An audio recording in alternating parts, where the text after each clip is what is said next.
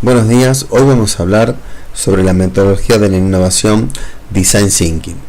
Se trata de una disciplina que usa la sensibilidad y métodos de los diseñadores para hacer coincidir las necesidades de las personas con lo tecnológicamente factible y a su vez con lo que pueda servir como un modelo de negocios, creando valor para el cliente y una oportunidad para el mercado.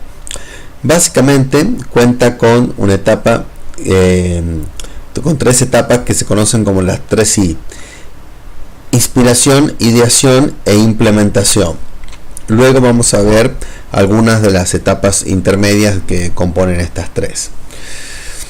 Bueno, la idea es que lo primero que se arma es un concepto de plan de negocios, desarrollo de producto, se hace un test y se va a un lanzamiento.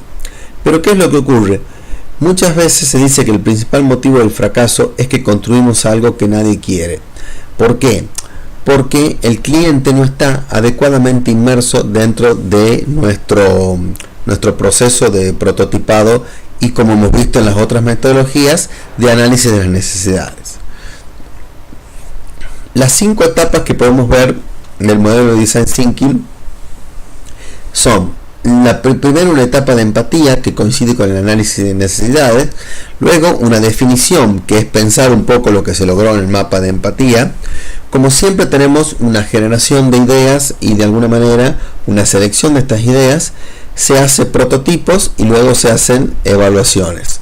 Lo que un poco plantea Design Thinking es un prototipado rápido para ir exponiendo al cliente dentro de las etapas de evaluación a que nos dé su opinión y valide los productos, para tratar de equivocarnos menos en el sentido que veíamos en la transparencia anterior. Uno de sus creadores, Tom Kelly, dice que es una mezcla de humanidad y de tecnología. Cuando pones en contacto a personas de diferentes partes de la economía o de la vida pública, una cosa en la que coincide es que son humanos. Si realizas una aproximación con sentido humano al negocio, a la política, al arte, cualquiera apoyará este punto de vista o esta filosofía. O sea, un poco lo que nos está diciendo acá, que no hay que perder la perspectiva humana en el diseño. Como siempre dijimos, meter al cliente dentro de la cadena de diseño. Bueno, para ello, en una primera etapa de definición del problema, se puede usar una herramienta que luego vamos a ver con detenimiento, que se llama el mapa de empatía. Primero se define muy bien la persona que va a ser nuestro comprador y tratamos de alguna manera de ponernos en sus zapatos.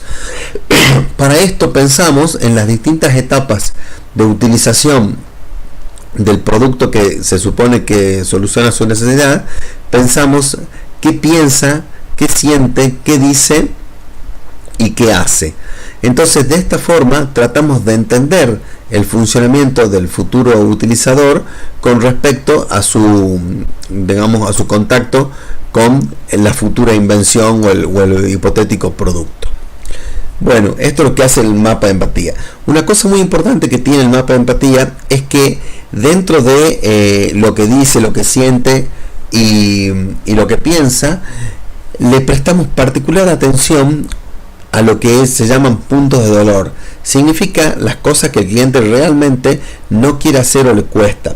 ¿Por qué sirve esto? Esto sirve porque se supone que actuando sobre esto nos va a dar una gran oportunidad de que el cliente valore nuestro producto y lo adquiera. Para clarificar el problema, se tiene que llegar a una definición tan contundente como la siguiente: Clarice, que es nuestro utilizador tipo, necesita que, y ahí va la necesidad específicamente, se encarguen de su almuerzo. Esta es la necesidad. ¿Para qué? Para trabajar más tranquila. Este es el beneficio que obtiene de esa necesidad. Entonces podemos estar hablando, por ejemplo, de una madre que tiene que llegar a su casa y preparar el almuerzo y siempre se estresa y está muy corta de tiempo. Bueno, necesita que alguien se encargue de su almuerzo. ¿Para qué? Para poder trabajar más tranquila, terminar y llegar a casa cuando esté el almuerzo totalmente listo y preparado para su familia, por ejemplo. Entonces, a este nivel tenemos que definir la necesidad. Fíjense acá una cosa que dice: necesita que se encarguen de su almuerzo. No estamos buscando una solución, estamos buscando la necesidad. Luego aparecerán las diferentes soluciones, pero por ahora no nos acotamos a una necesidad, a un producto en particular, sino simplemente vemos cuál es la necesidad y cuál sería el beneficio que obtendría de tener solucionada esa necesidad. Por ejemplo, Henry Ford decía: si hubiera preguntado a la gente qué es lo que ellos querían, hubieran dicho caballos más rápidos. ¿Por qué? Porque el automóvil prácticamente no está desarrollado, pero la necesidad que tenía la gente era de una transportación más rápida y más segura. Y a eso fue y más económica también. Eso fue a lo que apuntó Henry Ford, y como ustedes saben, hizo un imperio de la parte automotriz. Entonces, el desafío que plantea la innovación es el conocimiento profundo de los clientes, o sea, también de sus necesidades, y no una simple encuesta sobre lo que desean. Porque cuando uno pregunta qué es lo que el cliente desea, ya está cuestionado por lo que conoce, está de alguna manera acotado por lo que conoce, y eso es un factor limitante bastante grande. Bueno, la tercera etapa de Design Thinking es la etapa de ideación o de generación de ideas, que ya hemos visto, y luego vamos a ver con mayor detenimiento herramientas que nos sirven para esto. Pero bueno, la idea es que teniendo el problema definido y la necesidad también definida, se hace énfasis en una gran cantidad de ideas.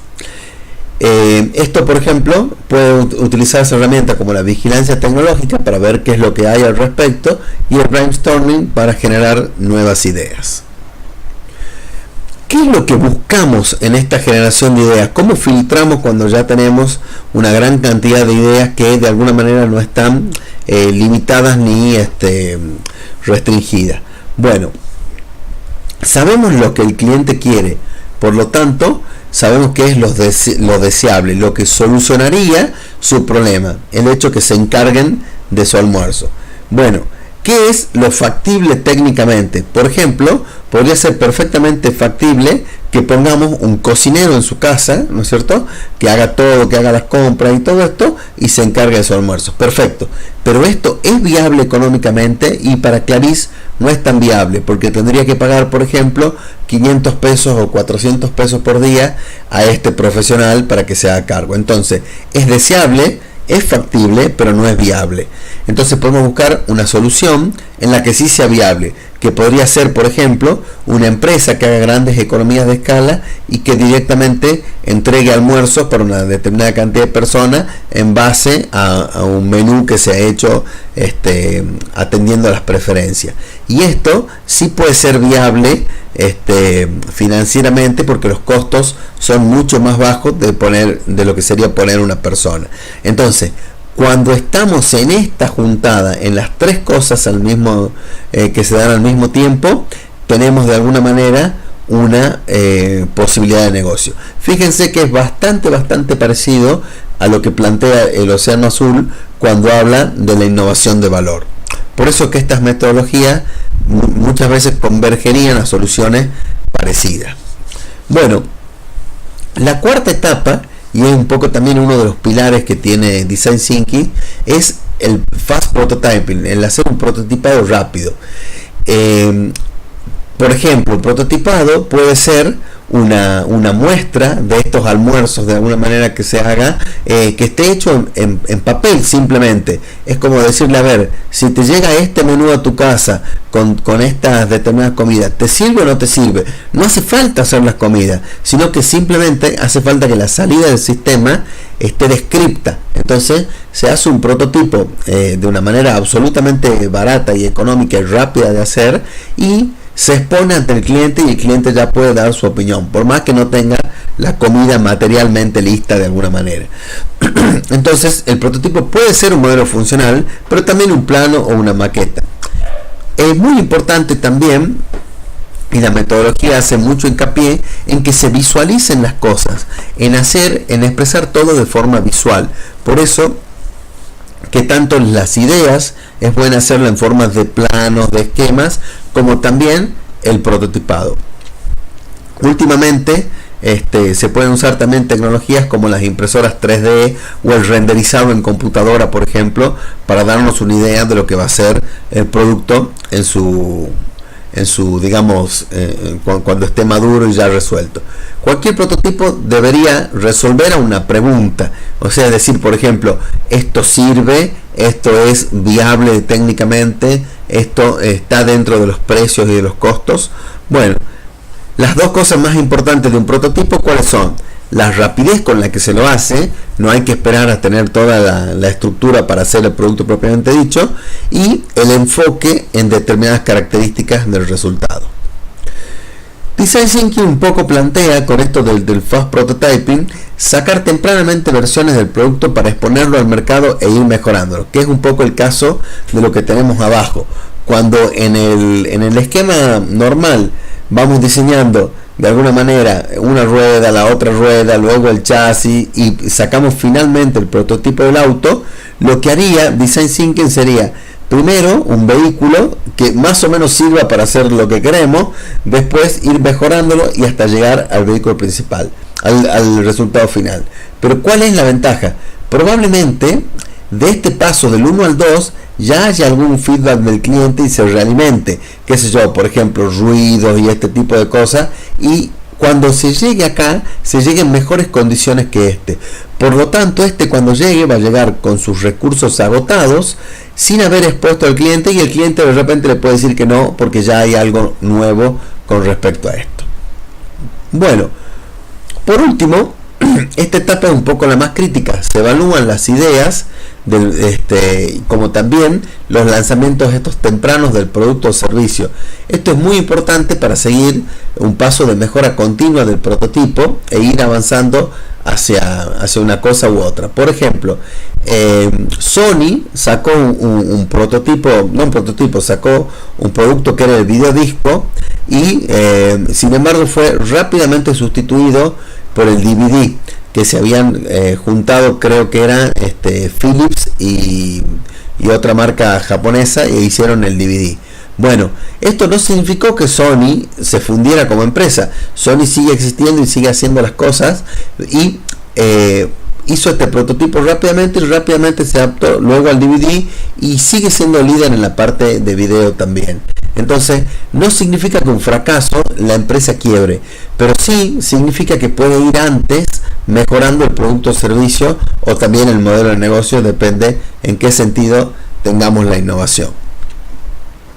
Entonces, como resumen, tratamos de comprender al cliente observando y definimos cuál es el problema. Luego vamos a idear, a tener distintas ideas, y de estas ideas, luego de una selección, vamos a prototipar. Y este prototipo lo vamos a testear, digamos, con el mercado. Y todo esto tiene unos lazos de realimentación, digamos, dentro de la definición vamos a dar una definición diferente e ir buscando un nuevo prototipo. Esa es la idea, y hace que esto, por eso se llaman metodologías ágiles de innovación, porque se trabaja con prototipos muy rápido y con salida al mercado muy rápido. Muchas gracias. Esto ha sido todo en cuanto a la metodología Design Thinking, que es una metodología relativamente nueva, pero como verán ustedes, un poco reutiliza conceptos de otras metodologías que venimos viendo.